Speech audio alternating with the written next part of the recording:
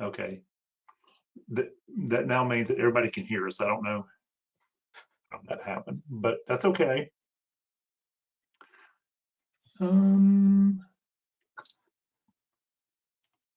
Hello, everybody. Y'all can hear us talking now. We're going to get started in 9 minutes. So,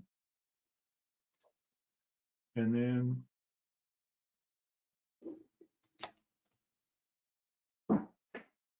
Julie, if you'll see if we can get you talking.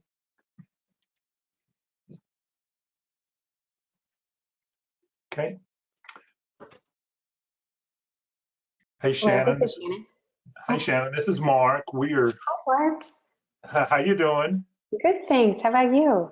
Doing great. We accidentally hit the broadcast button, so we are live now. So we're just gonna hang out for the next few minutes until the webinar. But we'll be handing off the presentations to everybody. I will make you a presenter, and then you'll hand it back to me once you get finished with your presentation. So that's what I was just going to ask. So I need to pop up my slides now.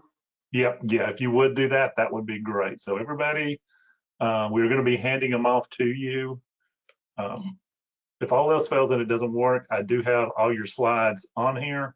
They just don't look as pretty because when I transferred them over, they sort of got a little bit funky. So perfect. Okay.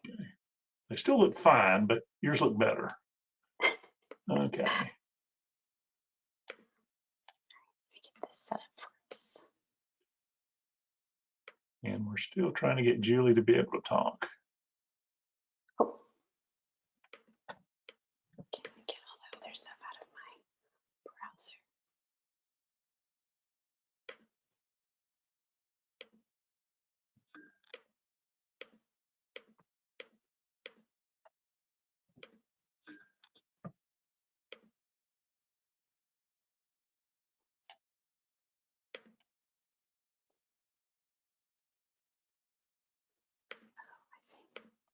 Elizabeth, did you say something?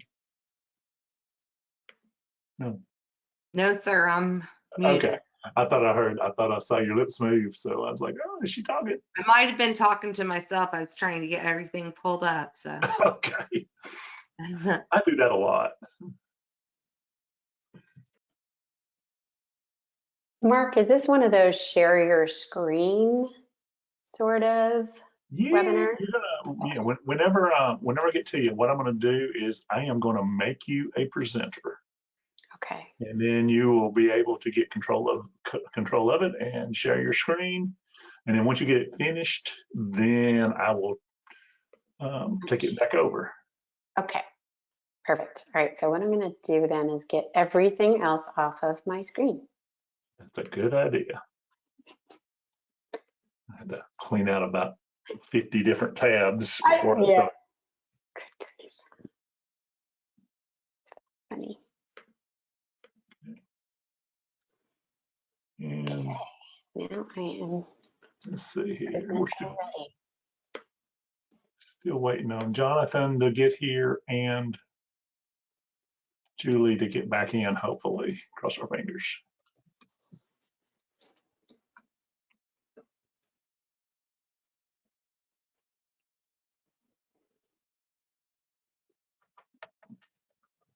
My daughter's birthday, we were just talking about.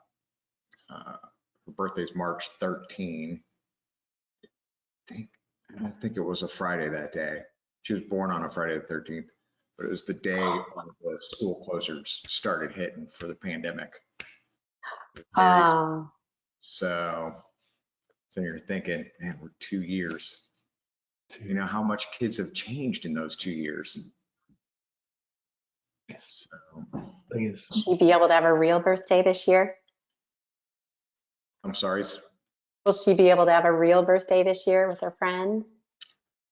I don't. She's pretty small social circle, so she'll probably keep it pretty small anyway. Mm-hmm. She's not a 30, 30 over type of girl. Mm-hmm. Perfect. Well, it's pretty safe then. She's keeping it small. She's a Pisces. She must be. I hear those. I hear their trouble. Those Pisces. Be nice. I'm a Pisces, but I don't fit most of the things. I'm one of those that's on the edge. So, but be nice now, Mark. So That's what I hear. I think you that's are what- too. I Okay. think I had an evil girlfriend at one time that was a Pisces, so I've always assumed, always associated. Must be. Run! I'm a Pisces too. My birthday is National Margarita Day. Oh, So that's After not this- horrible. after this session's over, everybody's gonna need some margaritas.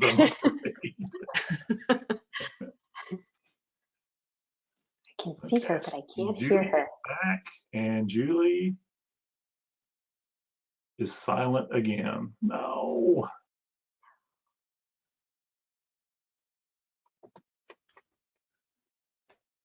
Okay, I don't know why. And Jonathan is here.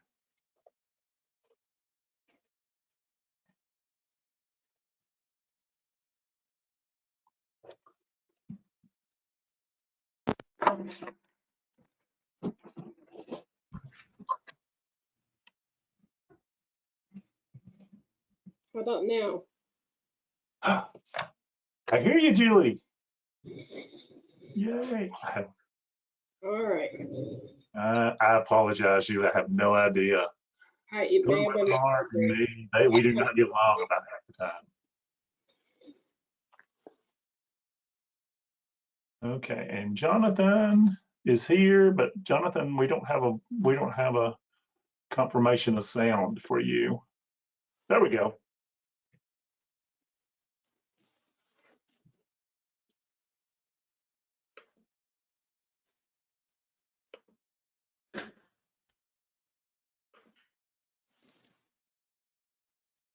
Okay,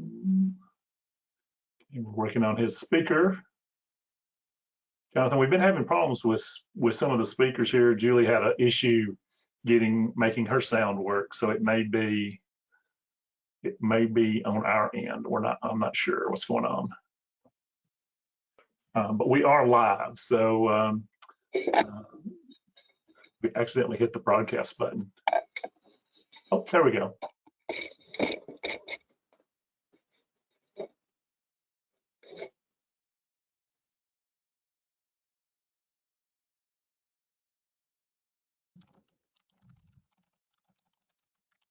And Danny, will you make sure that we are recording this session? Because sometimes when that button gets hit before it should be getting hit, it doesn't record like it should. Yeah, it shows that it's recording. Okay, all right, so. Okay. Hey, John, can you say just something to us just so we know you can hear, that you can talk? Yep, I am had to connect through my phone. For some reason, it wouldn't allow me to connect through the computer. Yeah. Hey, it gave Julie Quinn the same, I don't know if it's exactly the same problem, but it's been acting weird this morning. So what we will do. I'm just glad you shared a phone number that we can dial in, because one time I was a part of one of these and there was no phone number, and then everybody was running around trying to scramble. So yeah, that worked out great. We will share the screen whenever we get to it, because I do have all the slides as a precaution just in case something doesn't work, but we will share the screen so you'll be in control of your slides when we do that. So we're going to start up here in 1 minute, and Charles will be going first, then Shannon, then Jonathan, then Julie, then Elizabeth, and then I will finish up with this. So thank you all for doing this. We appreciate that, and it is officially 1 o'clock. So let's go ahead and welcome everybody. We've got 202 of you so far. We have 471 registered. Thank you for registering and attending the RHC update sponsored by North American HMS, Charles James and his group there. So we thank them for the sponsorship of the session here. My name is Mark Lynn. I work with rural health clinics, and there is my contact information. Danny Gilbert is with us as well. She is our partner now with Healthcare Business Specialist. And so Danny will will be taking care of any technical stuff, questions, and she might even say a word or two about cost reports as well at the very end. What we do at Healthcare Business Specialists is we prepare Medicare cost reports this time of year, especially. We do program evaluations, do startups, emergency preparedness, and TennCare quarterly reports if you're in Tennessee. If you're not a member of the Facebook group, we have about 3,300 members in that group. There's a lot of great people in there that answer questions, Charles and James and Elizabeth and Patty Harper and Jeff Harper. And so lots of great consultants that you can ask questions and you can get feedback from your peers, especially in the billing session there where there's a lot of questions about billing. Disclaimer, we try to have everything up to date as of today. And we are being recorded, so if you find an issue with that, please log off now. Questions, there's a question box over here where you can ask your questions. If you want to raise your hand at the end of the session, we can open up the line for you. The slide presentations are on our website at Rural Health Clinic at ruralhealthclinic.com, RHC webinars. We will have a recording of the session at that same location. It'll be on in our YouTube group, our YouTube, what do they call those things? You can subscribe to it on YouTube and you can watch it on there as well. Here is the agenda. Charles James will be our first speaker from North America, just on some billing changes for RHCs. Shannon O'Neill from ChartSpan. There's some great things happening as far as chronic care management, as far as the rates going. So if you haven't implemented that, our friends and partners with ChartSpan, we definitely want you to consider that, because that is a great way to provide a valuable service to your patients, as well as provide a revenue source as well. Jonathan Pettenberg from Stradwater is going to be speaking on, especially your provider-based RHCs, some of the impact of that consolidated act from 2020 that increased the independent RHC rates, also had a negative effect on provider-based RHC rates. And so there's he will update you on that. And of course, Julie Quinn from Health Services Associates will talk about crossover bad debts, about what's happened. These rates increase have had a different impact on crossover bad debts. So Julie will talk about that. And then grants management, Elizabeth Burrows. Everybody got this email at the beginning of the week talking about financial management reviews and policies and all of these things. And Elizabeth is going to give us about 10 minutes on that. And we're going to have a full webinar on that coming up. I think it's next week or the week after. We'll have that webinar. I think it's next week as well. And then I will do a very brief update on PRF fund reporting. We're going to have a full webinar on that in a couple of weeks as well. But that's the agenda for today. If you want to go through all 6 of the Lunch and Learn webinars, here is a link where you can skip those, because we'll be doing a lot of billing starting on Thursday. We're trying to get everybody up to speed on RHC billing, especially all the new RHCs that have come about in the last 2 years. It's become something very in vogue. So Charles James with North American is our sponsor. So Charles, you want to tell us a little about what North American does, and maybe a little bit about yourself? Sure. So there's one of my favorite NRHA Policy Institute pictures where I snagged a selfie with HHS. She was secretary, right? Or she was CMS director during the Trump administration, and we get to see her at the Policy Institute, so that's always fun. We're an RHC revenue cycle management company, consulting company. We have hosted billing and EHR. We work off of systems other than our own as well for almost exclusively rural health clinics and FQHCs across the country, and we are in our 30th year. So we do a lot of rural health clinic consulting as well, helped a lot of clinics stand up as rural health clinics. And we also work with Inquidocs and onboard clients using their compliance management service. Our biggest project right now, my biggest project right now, is working on the Rural Advantage.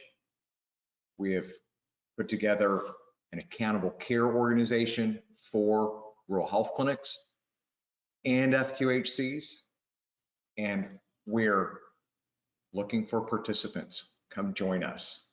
We've got about 6,300 Medicare beneficiaries so we're small in the ACO world, but we hope to be the place that we focus on RHCs in the Rural Advantage.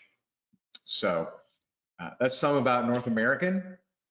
And I think I've got the first slot here. So Mark, did you want to add anything else before I dive into? No, I think let's go ahead. Why don't you go ahead and get started, and I am going to make you the presenter. So that way you can have your slides and have that, and we'll be able to see that. Excellent. And you can go ahead and tell us the billing updates. So we've had a lot happen recently. That's me, you don't care. Remember a while back, we were talking about the physician fee schedule final rule and some of the things that were out on the hospital PPS final rule that affected rural health clinics. And we had some major changes. Perhaps what I consider major is not what everyone else considers major, but what we all, our policy geeks of us, consider major is the fact that our RHC definition of an encounter has changed. It's the first time this has changed, and we got it changed without, not we got it changed, it was changed without having to change the law. So that's actually a big deal. It puts a little crack in the door for what we hope are future modifications to telehealth in general. Right now, so as everyone knows, we've been hoping to get telehealth for all clinical visits just paid like an RHC encounter. We don't have that yet. We do have that for behavioral health visits. So the RHC definition of an encounter has changed to include a mental health visit as a face-to-face encounter using, excuse me, I should say, what constitutes a visit is a mental health visit face-to-face using interactive, real-time audio and video telecommunications.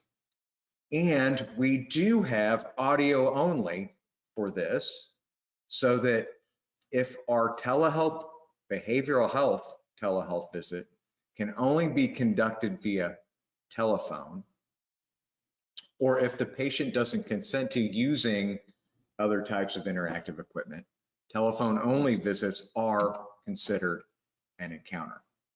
So out there, this language is on the Rural Health Clinic Center website.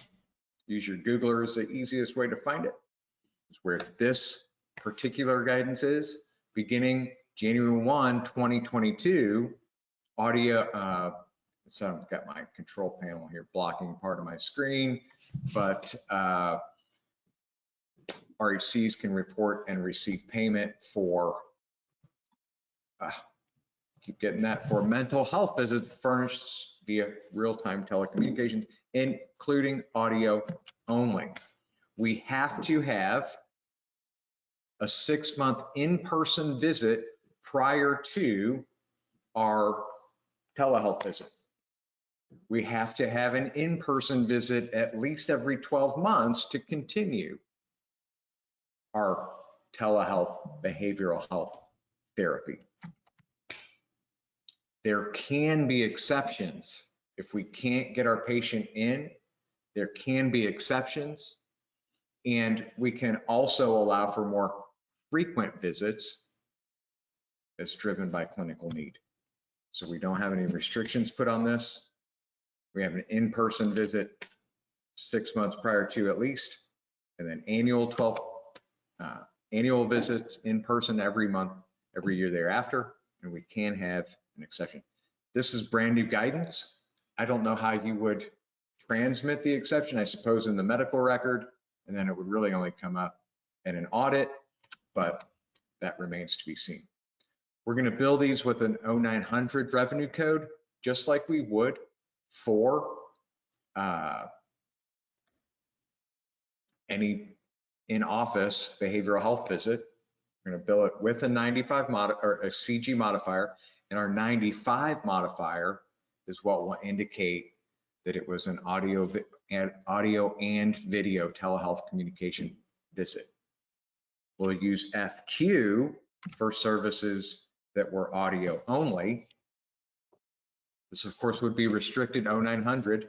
These are our qualified visits for revenue code 0900, and that's what our visits would look. So it's the 95 modifier that distinguishes the audio video, and the FQ that distinguishes audio only.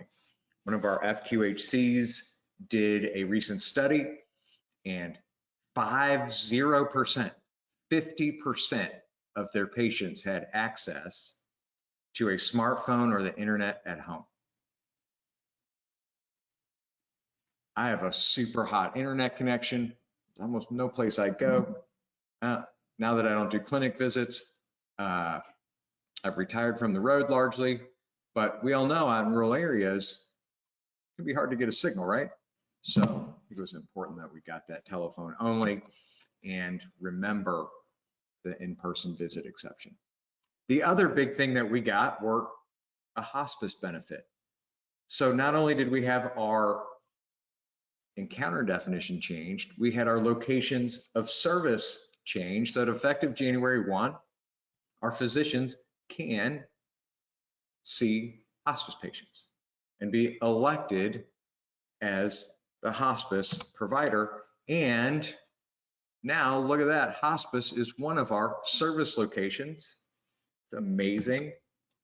So Chapter 9, right out of there, claim processing manual Chapter 9 for FQHC, RHC, we're going to put the GV modifier on along with our CG modifier, GV as well as CG for our hospice claims.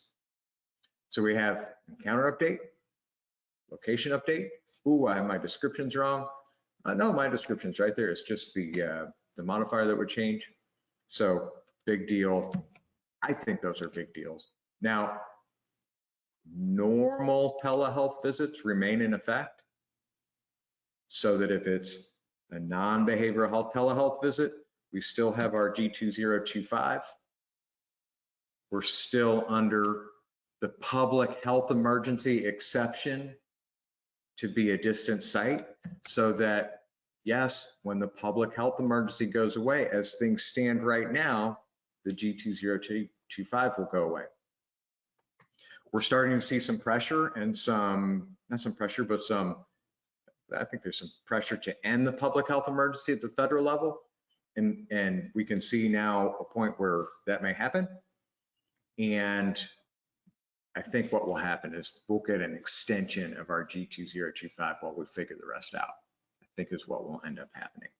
For right now, 2022, the rate actually went down for our G2025 to $97.24.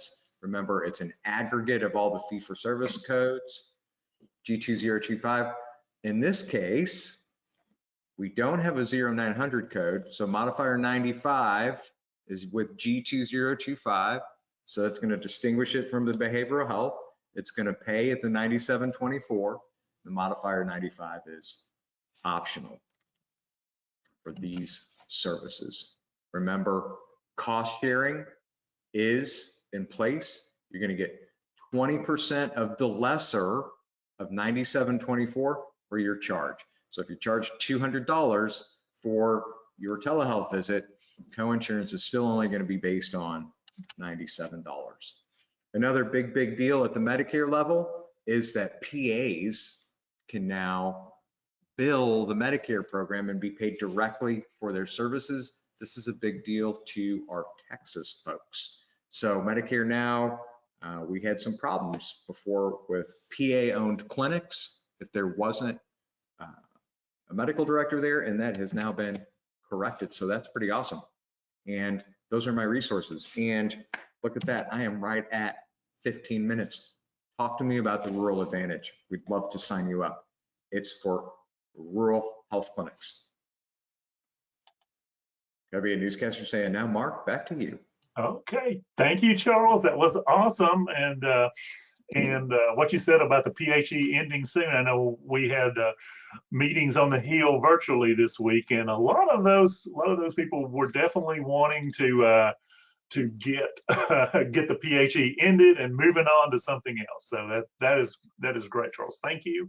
Our next speaker is Shannon O'Neill. She is the Director of Client Experience at ChartSpan Medical Technologies. ChartSpan has worked with us to help provide chronic care management services to our rural health clinics now for several years, and the rates have increased dramatically. So I wanted to get Shannon on to talk about just the changes there, because I think there's a couple of changes that are very favorable for rural health clinics. So Shannon, I am going to make you the presenter right now, so you are in control of what's being shown. Perfect. Thank you so much. Okay, let's see.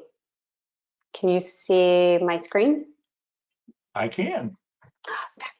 So glad that worked. Hi, everyone. Thank you so much for having me. I really appreciate the opportunity to talk to you about some of these awesome changes from CMS for RHCs, finally and well overdue. As Mark said, my name is Shannon O'Neill. I'm Director of Client Experience at ChartSpan Medical Technologies. I've been a nurse for about a quarter of a century, but I've worked with ChartSpan for the last 5 years, helping to implement some of these preventative programs in RHCs, FQHCs, hospital systems, provider practices, and clinics across the United States. Our big focus at ChartSpan, as you probably have guessed, is value-based care, trying to change that very reactive healthcare model to more of a proactive, preventative healthcare model. So our big focus, of course, is going to be Medicare-sponsored programs like CCM, chronic care management, or annual wellness visits, or what goes perfectly hand in hand with both of those, quality or MIPS. Just to tell you a little bit more. Today, what I'd like to cover is the TCM, CCM change, which is very, very exciting. And then a little bit more about considerations regarding G0511, as well as the new reimbursement rates for G0511, which are very exciting. So first, and I think, Charles, this really goes hand in hand with some of the discussions that you had. ACOs are really encouraging a lot of the RHCs that we work with to put time into billing for or capturing TCM visits with their patients. And as you know, CMS, when they made the rule change for all other practices in 2019, did not carry that awesome rule over, ensuring that TCM and CCM were not a billing conflict for the RHCs. So that hit really hard as you were trying to capture those codes, and then making sure that there was no billing conflict between the TCM services provided and those valuable CCM services provided. It created a little bit of an issue going back and forth to make sure that that was not going to be a problem, but that's gone. And now for folks like Charles and his organization, you can capture those TCM visits, provide those care gaps, and close the loop on those services, as well as for CCM. So this is another really neat thing that CMS has done, and I think there are positives to this and negatives to this. Now for G0511, that's created basically an umbrella for many of the services that were already provided at the organizational level. So you have, of course, CCM, our bread and butter, and then you also have PCM, and then BHI. So what had happened was we were billing each of those at different rates. CMS has looked at all of those rates and decided to put all of those services under one code, one HCPCS code, G0511, and provide basically what they think is an average reimbursement for all of those services. So the positive would be if you're an organization like many these days that is understaffed yet would like to provide some valuable service and support to their needy patients, you now have the capability to choose what sort of service you provide. And in some cases, maybe you would have received a little bit less of a reimbursement or a little bit more. Now you have that capability of billing G0511, capturing that reimbursement while providing that extra resource and support for your patients. And that's nice because you get to choose which sort of service you want to provide. You know, PCM only requires one chronic condition, and it's a little bit more short or temporarily provided in terms of service typically. CCM, of course, long-term, easy to provide if you have a service like ChartScan. And then BHI is so necessary these days with patients, just to ensure that they're being taken care of at home, that they're getting the support that they need in order to maintain compliance with their treatment. So this is kind of a good change in that way, but if you are the type of practice that is few and far between, where you had multiple resources to capture a couple of these different codes previously, and then bill for these different codes and receive reimbursement for them, then this may not be such a positive change for you. But I would say for the majority, this has been a very positive change for the clinics and organizations that we work with. So a little bit more CCM. So CCM, of course, we talked about before, it's one of ChartScan's main focuses in terms of the products that we offer and support we offer to patients. We have probably 40% of our client base as an RHC or an FQHC client. So it's very near and dear to our heart to work with these patients and help support them between providers visits. The types of support that we provide in CCM are going to be things like transportation assistance, Meals on Wheels assistance, coordination with local resources. We do assessments and learn a little bit more about what's going on with the patient in terms of their non-physiological factors that may affect their health compliance. So for us, CCM is an easy way to capture that $81, and I skipped to the next slide, that $81 reimbursement rate. So jumping ahead a little bit, CCM, one of the wonderful things that this new rule has provided for us is in terms of CCM and then also BHI and PCM, it has increased the rate for that billable service by about $16 per patient per month. So that's kind of a huge hike. If you were a patient who was receiving this service and then you also needed additional services, I know that that's a little bit of a leap, but and to be fair, the $16.07 increase in the reimbursement is approximately the cost of the cost share for the service provided as well.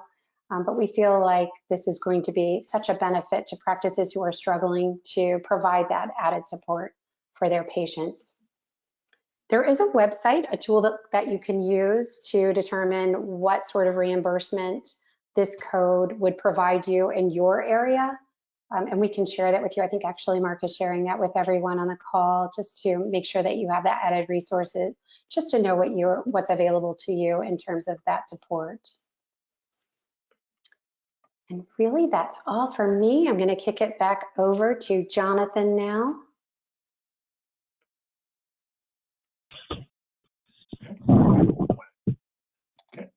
Okay, I made Jonathan the presenter, and so Jonathan Pettenberg comes to us from Stroudwater. I must say, Jonathan has a very good selection of places to live. He in Hawaii and Maine, absolutely two of my favorite places in the whole wide world. And besides having an excellent choice of places to live, he really does well with this very high level, very complex work with provider-based rural health clinics with cause, with different types of providers from a legislative standpoint. So Jonathan, you should have control of the slides right now, and I'll turn it over to you.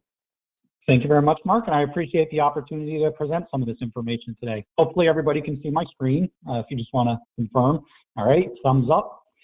So as Mark had said, you know, there's a lot of complex information that goes into dictating how this ends up impacting the organizations going forward. A little background about me, principal at Stroudwater Associates, been here with the firm for about 6 years. And in that time, I've predominantly over the past 4 years worked with your rural health clinics, mostly around the provider-based setting. So really looking at how we could leverage those opportunities to expand access to and ensure the solvency of service delivery within rural communities. In addition to rural health clinics, also focus predominantly on critical access hospitals and looking at all of those other things. Now, as I'm sure everybody is aware by now, as a part of the Consolidated Appropriations Act of 2021, there was a material change in the RHC reimbursement going forward. And what it did is it changed reimbursements for all RHCs, and there's several different ways that it has done that. For our independent and our greater than 50-bed hospitals, it ended up increasing the reimbursement rate, that upper payment limit going forward. And again, that rate was artificially low. It was much lower than it should have been for decades. So I really applaud the organizations that pushed to increase that independent rate. Now, when we talk about the methodology change for an independent perspective, there's not really a change to the reimbursement methodology. What changed is the rate itself from an upper payment limit perspective. So in 2021, on April 1st, that rate went up to $100 as an upper payment limit, and it's trending forward to $190 in 2028. And again, that'll put it near on par with what our FQHCs are getting from an all-inclusive rate perspective. So again, much has gone forth to increasing that rate going forward. For our provider-based rural health clinics that were owned and operated by hospitals with fewer than 50 beds, they actually saw a change in the reimbursement methodology. So they went from going a truly cost-based reimbursed organization to being subject now to an upper payment limit going forward. And depending upon when that rural health clinic was established, will ultimately dictate the reimbursement rate they get going forward. Now, MedPAC came up with this neat little graphic, and Mark actually shared this with me, and I recreated it for the presentation today. And it really does a good job of putting a visual representation of how organizations will be reimbursed going forward. Now, after I talk through this for a moment, we will get into specific examples of how organizations will be impacted relative to their reimbursements going forward. Again, some positive, and as Mark had alluded to, some negative. And what it does is it highlights the importance of why we need to start looking at the ability to improve efficiencies, to increase the number of visits around our minimum productivity thresholds, and all of those different factors. So when we look at our rural health clinics, again, it's broken down between really our independent rural health clinics and our provider-based rural health clinics. Now, our independent rural health clinics, there was really no change again in the methodology. What happened is the rate increased from an upper payment limit perspective. So if we look at that on the picture right here, that's why it jumps all the way from that top left all the way across to the right. They are capped at that national limit from an upper payment limit perspective. Now, if you're a provider-based rural health clinic and you are owned and operated by a hospital with 50 plus beds, again, you are subject to that same capped rate, the same as before. The difference is that upper payment limit is increasing from that $100 to $190 through 2028. Now, where it really gets interesting is for our rural health clinics that are owned and operated by organizations, hospitals with fewer than 50 beds, those that are actually established as provider-based according to 41365 and looking at it from that perspective. Now, the biggest change for these organizations is the creation of a grandfathering provision. Now, RHCs that enroll in Medicare after 12/31/2020 or applied to be a rural health clinic after that 12/31/2020 are all subject to that upper payment limit. Rural health clinics that were enrolled before that 12/31/2020 or had applied to become an RHC prior to that date will have a grandfathered upper payment limit. So if your cost-based rate on your 2020 cost report was, say, $200, that'll be that starting upper payment limit for that clinic that'll then be trended forward for that organization.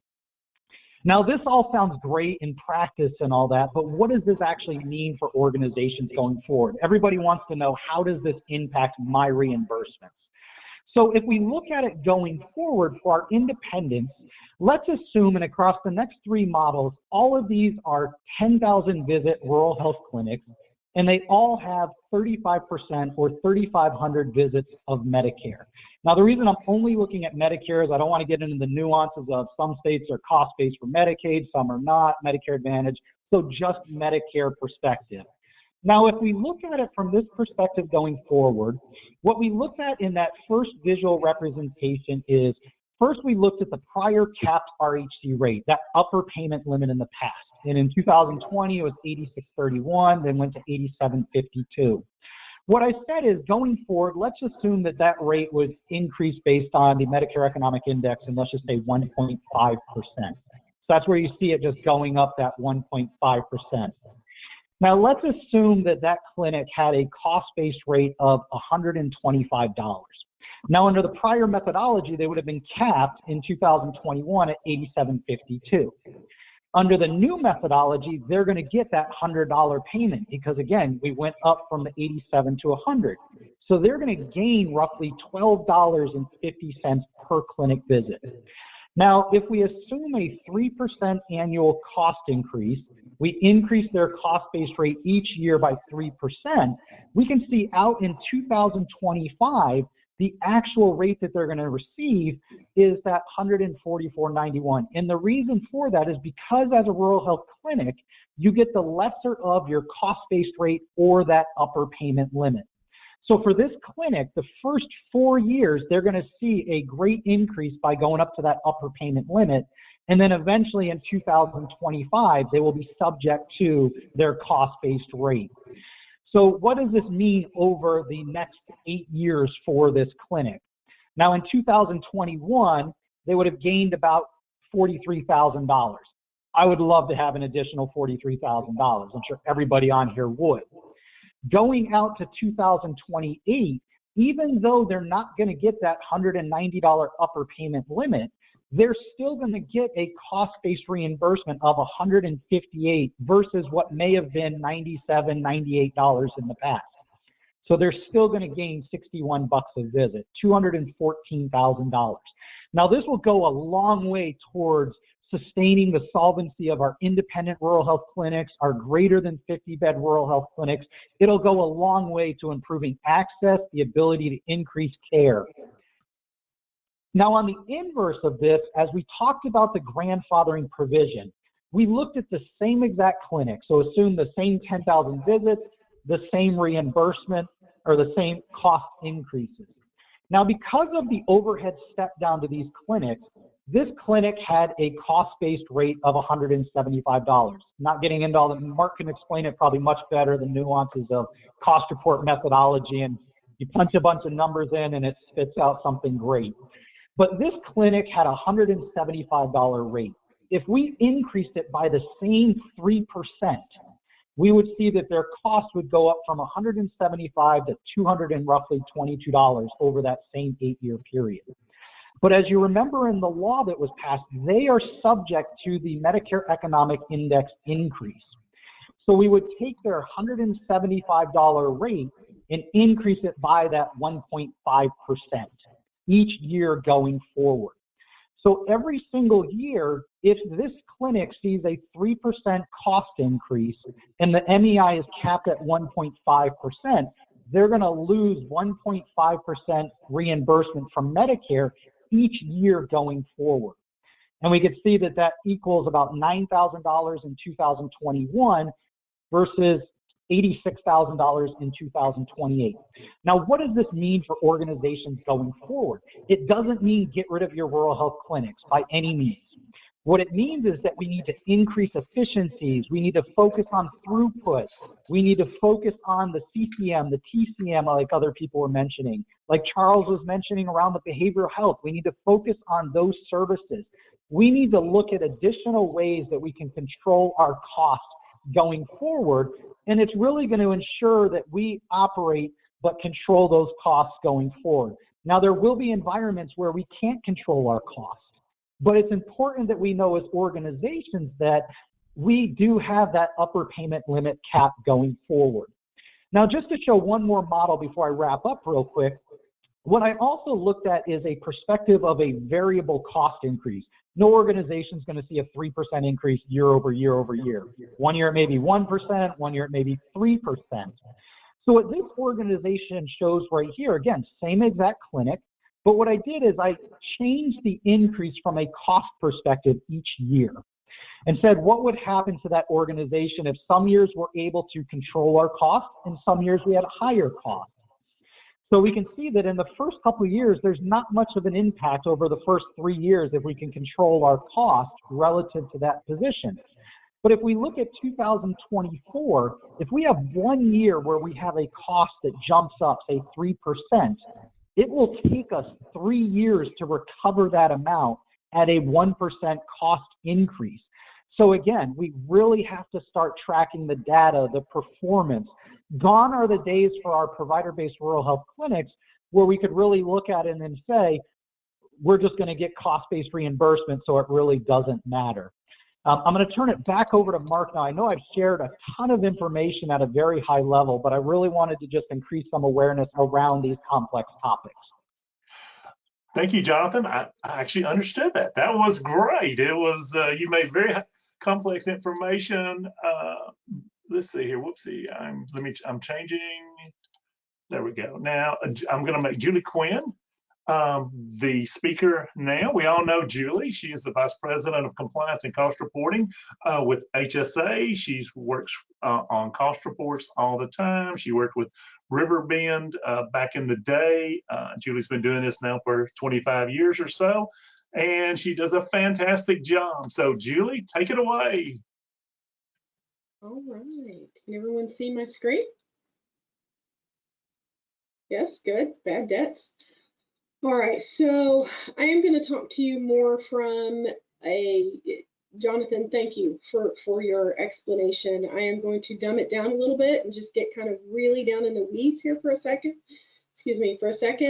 And also you will see my trademark Minnie Mouse cup come out just to be sure that I can speak properly today. All right, bad debts under the new payment caps. This is something I called Mark about a week ago. We were just kind of talking for a minute, and I said, have you talked to anyone? Have you heard about some of these new implications? He said, well, okay, let's just throw you in here. 5 minutes. We're just going to talk about why it might not have been important to you before, but it is probably going to become important to you now. This is more for our independents, provider-based that Jonathan was just talking about, that have had the higher rates before this moment, probably won't see as much of an impact. First of all, let's just go back to the basics. Again, why is it different now? As your rate increases, these bad debt becomes more important. So if you have never looked at bad debt before, I want you to take a look at it this year. I want you to continue to watch it as this rate goes up. But first of all, what is it? All right, Medicare bad debt is unpaid Part A deductibles and coinsurance, and it's paid at 65% on the Medicare cost report. I always like to go back. I get a lot of questions saying, well, can I count this? Can I count that? Is it this? Is it that? And my example always is, if you can't tie it to a Part A, Rural Health Clinic Part A, paid claim, deductibles, or coinsurance, it doesn't go on this log. It is unpaid deductibles and coinsurance on a regular red, white, and blue card Medicare remittance advice. So we're starting there. Always start there. If you have tried to collect on it and you cannot get paid, we write it off to this bad debt log. But when do we write it off? It is important to note that this bad debt log is based on date of write-off. You log it, you put it on the log in the year you wrote it off. So you could have 3-year-old dates of service on there if you've really been trying to collect. So only Medicare Part A, deductibles and coinsurance. It goes on the log when you write it off. It most often does contain dates of service for prior periods. It is based on date of write-off, not date of service. Those are, again, we're just sitting in the basics right now. I like to talk about two types of Medicare bad debt. The can pay but won't pay, and the can't pay. Can pay but won't, you have to make collection efforts minimum of 120 days, same as any other collection efforts. Can pay but won't. But for today, the 5 minutes that we're just going to talk about, we're going to talk about the can't pay, the indigent patients that you've crossed over to Medicaid, and why that is now important. So the can pay and the can't pay on Medicaid. If they're indigent, they can't pay.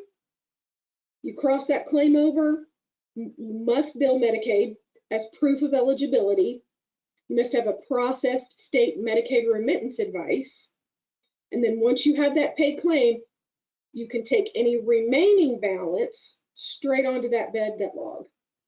For your non-indigent patients, you have to do reasonable collection effort, same effort, minimum of 120 days. That has not changed. The significance of that has not changed. What has changed, why it matters now, is because when you cross that claim over to Medicaid, a lot of our states, especially our independent clinics, they've had their Medicaid rate has been hovering just above what the Medicare rate was. So let's just go through this example. How example assumes clinic's Medicaid rate is $100 above the old cap. This is the old way. Medicare back in 2019, they paid 80% of the rate, $69.05, leaving you with a nice coinsurance there of about $17. You cross that claim over, Medicaid looks and says, well, Medicare paid you $69, you have $17, we'll pay that co. We're actually going to pay you, make you whole up to your Medicaid rate. So they're going to make a payment. So on this law, on this particular person, Medicare paid $69.05. Medicaid paid their coinsurance. There's nothing left. There's no balance left. No need to write off bad debts. And that's why a lot of our clinics have never even looked at bad debt, because they looked at it a while back. None of their claims applied because Medicaid picked it up. Medicaid picked up everything. And it was too hard to go through the audits of the non-indigent patients. They didn't want to fool with that. But this is easy money if you've got a Medicare paid, Medicaid paid, and you write off the balance. But before now, there just wasn't a balance left. So let's look at that in today's world. Let's go, I kind of went out of it to just kind of show the effect where we're going to be next year at 126. Same Medicaid rate. You're in a state, your Medicaid rate is $100. Next year, the Medicare rate is going to be capped at 126. And if you're, as Jonathan explained, if your cost is above that, you're going to get the lesser of the cap or your cost. Cap's now 126. So on that particular claim, Medicare is going to pay 80% of the rate, $100. Okay? You cross that claim over to Medicaid. Medicaid says, wait, your rate with us is $100. You've already been paid over $100. We're not paying that coinsurance. You're whole. You've been made whole. So now you can take that unpaid coinsurance straight to the bad debt log and get paid at 65% of that. How this came up for me is I was talking to a Texas clinic. We were getting ready to prep this year's cost reports. I was walking them through our packet, and the doctor was like, well, why have we never done this before? We actually pulled out some remittance advices. And because he was getting ready to get mad at his office staff, like, why, ladies, why have you never looked at this? Why not? Well, when we pulled it out, it didn't matter before, because Medicaid rate was up here and picked up the coinsurance. There was nothing left. Medicare paid, Medicaid picked up the coinsurance. There was nothing left to write off. But as we get into these higher rates, depending on where your Medicaid rate sits, when your Medicaid rate starts dropping below your Medicare rate, then there's going to be balances left after you cross that claim over. And be sure you're not leaving money on the table. If Medicare pays, you cross it over to Medicaid, they pay or don't pay anything. Whatever's left immediately goes to that bad debt log.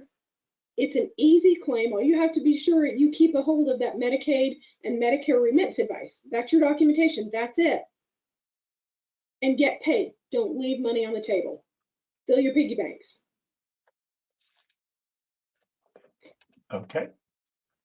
Thank you, Julie. That was awesome. That's a good reminder. When you called me the other day, I haven't even thought about that. And then it's like, oh yeah, I did the math on it. And it's like, oh yeah, that's like $5 or $6 more every claim, and you get 65% of that. That starts adding up to real money if you keep up with it. So, so absolutely, that is a great idea. Okay, let me see here. Elizabeth, I am going to make you the presenter now, and Elizabeth Burrows, she's a lawyer from Indiana. She knows everything about grants and about FQHCs and all that, and she's been a great friend with RHCs. So Elizabeth, take it over and tell us about RHC grant management, please. All right, thank you, Mark.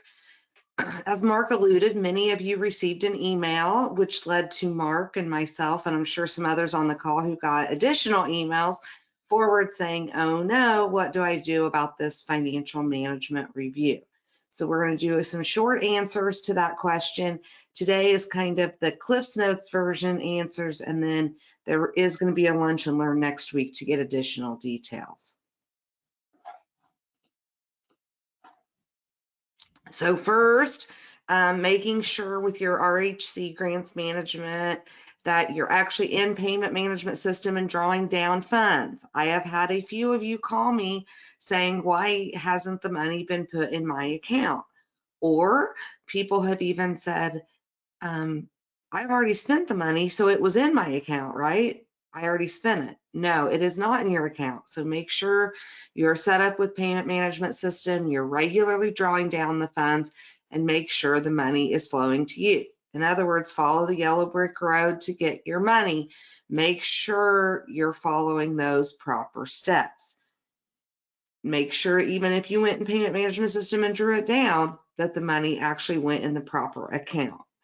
My team and I have been working with some people that had actually went in a different account. They forgot they registered a separate bank account.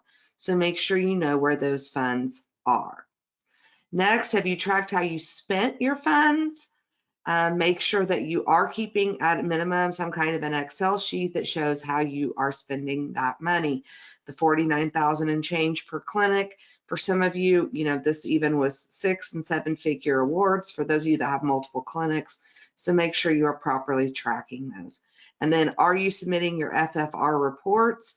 Many of you, I think, got notices that they were late or they weren't submitted properly. So make sure you are doing that, and you've set up a quarterly reminder for yourself to log in and do that. And then just a reminder, making sure you are using these grants to effectively promote your rural health clinic. This is your chance to get the word out about the awesome services that you provide. I believe in rural health clinics and FQHCs and what they do. And I know you guys deserve every chance to keep up with the big dogs. So we want you to be able to effectively promote your clinic. So here are a couple examples of some clinics that I'm aware of. We have a billboard that I thought was really nice. And then also some people using cars and things like that. Make sure, billboards, health education, promotional materials, hopefully the money that you have will then lead to you getting more money because you're going to get more patients in the door. People are more aware of the clinic and the services you provide. And so hopefully this $49,000 will actually lead to additional revenue from the visit income that we've been talking about on this call. Now, what is a financial management review? It is not Scrooge McDuck diving through all of your financial records. It is not a financial audit. So first of all, take a deep breath. All FQHCs, all grantees, if you've ever received an Office of Rural Health Policy grant, a SAMHSA grant, or some other grant, you have probably been through this, and everyone has survived.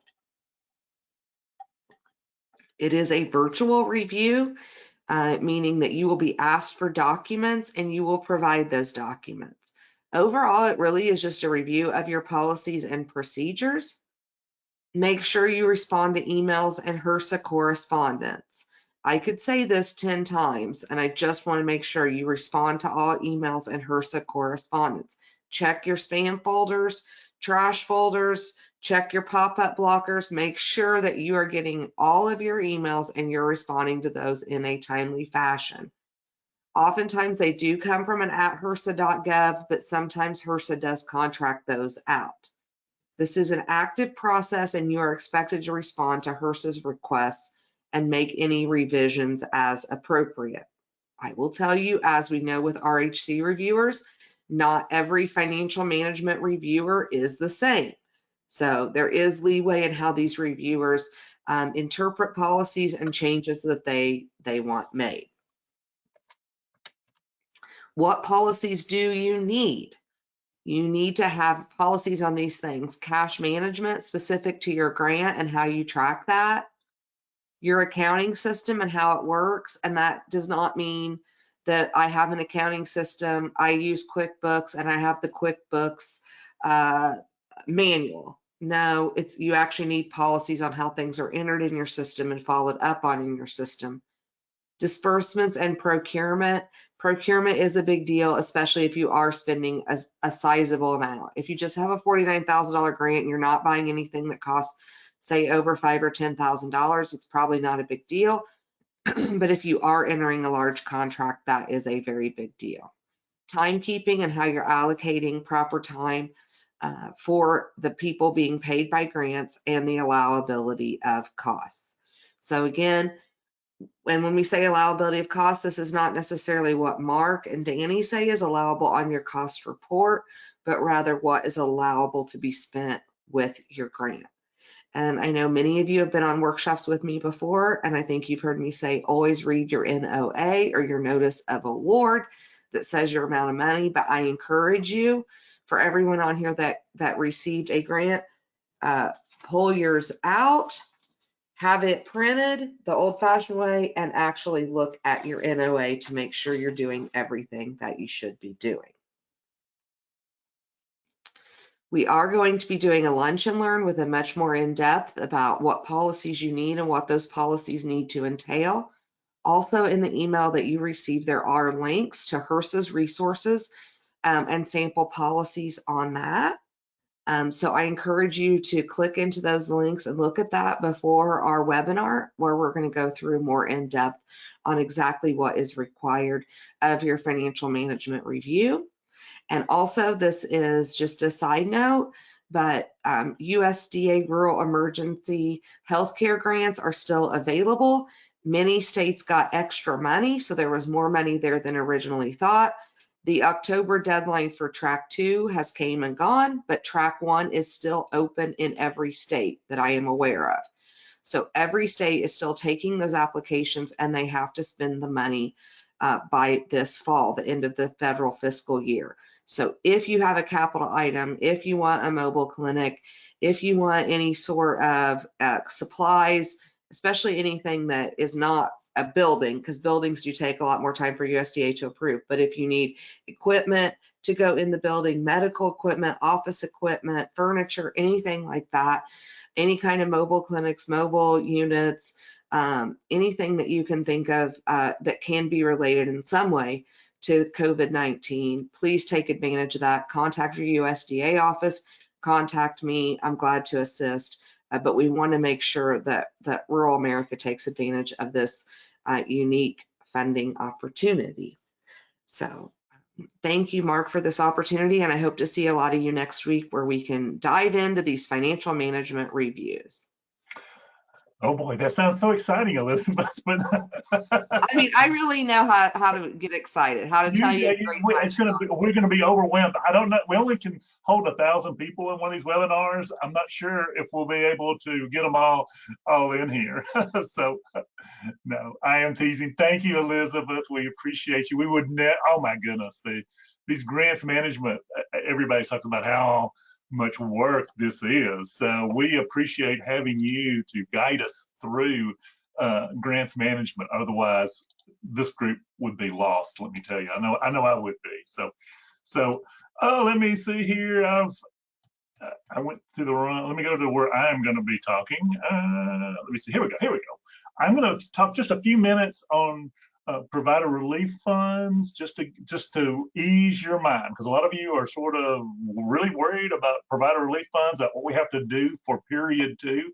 Period 2 covers the period July 1, 2020 through December 31st, 2020. If you receive payments, $10,000 or more during that period of time, that's what you're going to be reporting on, and that is due by March 31, 2022. The good news, or maybe it's the bad news, is most of the independent RHCs that we work with did not get over $10,000. Some of you got a few $1,000s, maybe $3,000 or $4,000. We actually do about 50 PRF fund reports for our clients, and of the 50 so far, only 2, from what we've looked at, 2 out of 50 have had to actually report some additional information here. What you do need to do is go into the portal and just basically you have to change your password and let them know that you were there, and basically just agree with them that yes, we didn't receive any funds during that period of time. It should take you less than 5 minutes to get your period 2 provider relief fund report done. So here's just some resources for this. Here's what your portal looks like. You'll go in, like I said, you'll enter in your login information here. You'll change out your password to a 15-digit number. You'll click here where it says report 2, and you'll go over your information, make sure that it is accurate, and hit save and next. And then you're going to tell everybody that you don't have subsidiaries. If you're a big hospital, you'll be answering yes to this if you have a bunch of subsidiaries as part of your tax ID or whatever. But for most of our independent RHCs, these 2 answers are going to be no. And you're going to, you'll get a listing here. This is an actual one where it shows what funds we received during period 2. And you can see we didn't receive any. So we're going to answer yes, that's correct, and move on to the next one, and we are finished. So I'm going to say less than 5 minutes for most of our independent RHCs that we work with. It's not that big a deal for period 2. Now, it will get a little bit more complicated going on when you've got period 3 and phase 3, phase 4 funding from PRF funds. If you get those in later periods, then it will get a little bit more complicated. If you are one of these, this clinic here actually did receive $206,000 during this period of time. We're going to have to go in and fill in. We filled in the information for these previous quarters for most of them, but you have to fill in your quarter 3 and your quarter 4 information here. Same thing over here with your expenditures. How much you spent on COVID expenses, you're going to have to put this in quarter 3 and quarter 4 of 2021 as well. Same information you were gathering before is what you're going to have to put in these PRF funds. And then for your 3rd and 4th quarter of 2021, your actual collections by payer is what you're going to have to put in here as well. So those are not hard at all. Your metrics, you're going to have to give an updated information on your metrics. How many full-time employees, part-time, contractor, furloughed, separated, and hired that you have. And then you have to put in these number of patient encounters as well as an independent RHC. This is only if you received additional monies during this quarter is when it asks you to provide this information. It's $10,000 or more. Like I said, most of you will not have to do this. Just a very quick reminder too, we are part of the No Surprises Act is in place right now. It's sort of going to, as of right now, you're required to, GFEs are required. That's called a good faith estimate. You are not required to do coordinated care estimates, which means if somebody is getting lab and x-rays and getting surgery somewhere else, you don't have to make those estimates as of now. Actually, the law is effective, but they're not going to enforce it to 2023, January of 2023, thank goodness. Your estimates have to be within $400 for most rural health clinics. That's not going to be a problem. We don't really charge that much in most cases, so your estimate has to be within $400. Who do you do it for? Anyone scheduling an appointment 3 days or more out. So if you're sort of urgent care and somebody calls you and they come the next day, this GFE is not required. So you probably want to try to get as many of your appointments within the 3 days that you can possibly can, so you don't have to be responsible for getting these GFEs, because the template that they give you is 10 pages long. It's very complicated. What you're gonna have to do is it has to be electronic or written. It's gonna be a nightmare. Let me just tell you, this is a lot of work for your receptionists. They're gonna be the ones that have to ask this question, which is a crazy question. Do you wish to submit a claim to your insurance company or something like that, where this is only for uninsured people, self-pay, or people that don't plan on using their health insurance to pay for their health, which, I mean, who would do that? But I guess there is some people out there. The best way to do this is to work with the Azaleas of the world. They're one of our partners, and Charles's group as well. They've got a billing system as well. It's going to have to be built into your electronic health record, I believe, the way to get this thing done logically. Otherwise, you're just going to be in a sea of paper. And so I would talk to your electronic health records people, see what type of GFE they have built into their system, and because your receptionists are going to be underwater with dealing with this going forward, and they're going to need a lot of training on how to deal with this. So that's really all I wanted to say. What I would do is go back and listen to this webinar. Bill Fennerfrock and Nathan Baugh did a great job explaining this in December. So go back and listen to this webinar. I've listened to it for a couple times, and I keep getting more and more frustrated with these rules. It is crazy. So what I did was I actually, here's some of the stuff that the NARHC put together. They actually put in a question and answer FAQ from that webinar. Download that. That's going to be extremely helpful to you. This is a part of it where it gives you of what you need to do as far as getting GFEs out, as far as what the time frames are. And then they also give you a link to all the downloads that the government is expecting you to do. This is each one of these is 10 to 25 pages long. Print these things out. You're supposed to be posting these in your lobby and posting these on your website. When I looked through this, I was like, my goodness, there's so much information in here. How in the world is any patient ever going to read any of this information? You need to get policies and procedures together for this. We don't have a resource yet that does that. Probably if you're using Inquidocs, that's probably your best bet, because Patty Harper and Jeff Harper, I have no doubt, are working on putting something together that will make this work for you guys. But the law as it's written now, it just seems like it's caused more problems than it's solved. And unfortunately, the government has a way of solving a problem that exists. You know, surprise billing is a bad thing, but their solution really didn't solve surprise billing. It just made another problem that we did not have. So that was just a quick update. And this is a great thing too from the NARHC. They put together this flow chart on when you need this. This is a part of those FAQs that the NARHC put out. So I would get that and study this. I'm not going to go through it right now because you've been here for an hour and 5 minutes and your brain is probably shot at this point. But I just wanted to give you some quick reminders on PRF reporting. I wouldn't worry too much about that. If you're an independent RHC for period 2, it's going to be easy.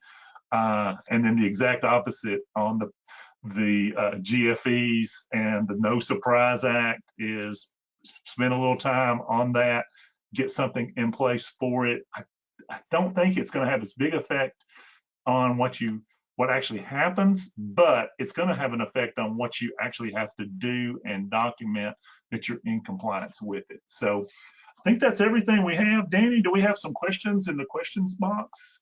Yes, sir. I have one for just about all of you. Charles, we'll go to yours, back up to yours first. The mental health visits must be with an LCSW. Is that correct? Or a clinical psychologist, or it could certainly be a psychiatric nurse practitioner, but yes, the language talks about these are really therapy, behavioral health therapy services by clinical psychologists and LCSW. And for the moment, the licensed professional counselors and the master's level folks are not eligible for Medicare visits. Okay. So check your state. Many of our states have changed those behavioral health providers to expand those definitions. Indiana certainly has, Illinois has. I don't think Missouri has, but many have. So check your state if you have an LPC on staff. Thank you. Shannon, we're going to go to you next. Let me try to read through this. So if they have availability and 2 chronic illnesses that our providers care for with our patients, we can bill this once a month. And what kind of documentation do you need to back it? Or is this a visit code we change? For a G0511, what you would need, did not specify. Okay, so assuming G0511, which is a big focus of the slides that I shared, it depends. So for behavioral health, there are specific eligibility requirements that allow you to bill less than the collaborative care that Charles is referring to. And then for PCM, the patient only needs 1 chronic condition. They can be billed by the provider for 30 minutes of time spent. For CCM, which is probably the easiest to achieve, the patient does need to have 2 chronic conditions. The billable time is 20 minutes of time spent on care coordination for the patient. And again, that's telephonic in nature. Ideally with CCM, the care is provided by an alternate service, so it doesn't take up very many resources on site for you, like a turnkey service like ChartSpan offers. If you were doing it yourself on site, you would look for patients who have those 2 chronic conditions, Medicare, Medicare Advantage, and have seen the consenting provider in the last 12 months to qualify. But then you will need to enroll those patients either verbally with a verbal consent or a written consent, store that information in your EMR, and then you would spend 20 minutes of time coordinating their care. So that can be anything from arranging prescription drug refills, doing assessments with those patients, providing updates to or supporting the treatment plan that the provider has already in place for that patient's care, and then documenting that information in your EMR. Some EMRs allow you to time the information as well. I know ECW has a CCM module that allows you to time the efforts spent on managing care coordination for that patient. But there is a little bit of work if you're doing it yourself, because you're identifying patients yourself, you're consenting patients yourself, and then you're also reaching out and then documenting on those patients yourself in order to maintain compliance. Thank you. Jonathan, you're off the hook. You don't have any questions. Julie, does this only apply to patients that have a Medicaid number as the secondary? I'm sorry, I'm just learning billing and want to make sure I understand. So there are 2 types of bad debt. There is the can pay, but won't, because you've tried to do the collection. And then there's the can't pay. Now, usually when we're and that's what we call the indigent category. Usually that's Medicaid, dual eligible Medicaid patients. There are other ways to document indigence, way more detailed than what we want to get into here today, but it's complete financial records. Can't be a note from Ms. Smith that says I can't pay. It really has to dig in. So it's not just Medicaid. that can go on this bad debt log. You either tried to collect it and they couldn't get them to pay right off the balance, or you crossed it over, Medicaid paid you right off the balance, or they were just indigent by other means. I'm just very hesitant with that because it's hard to document in an audit. It's hard to get through those audits. So there are other categories that go on this bad debt log. But the one we see most of our clinics focus on is the crossover, because it's the easy, it's the low hanging fruit, it's the easy money. If you cross it over and there's a balance of the, remember we're starting deductibles and coinsurance. Medicare pays, leaves a co-insurance, Medicaid pays. If there's a balance left, don't leave that money on the table. Write it off the patient's account and put it on the Medicare bad debt log.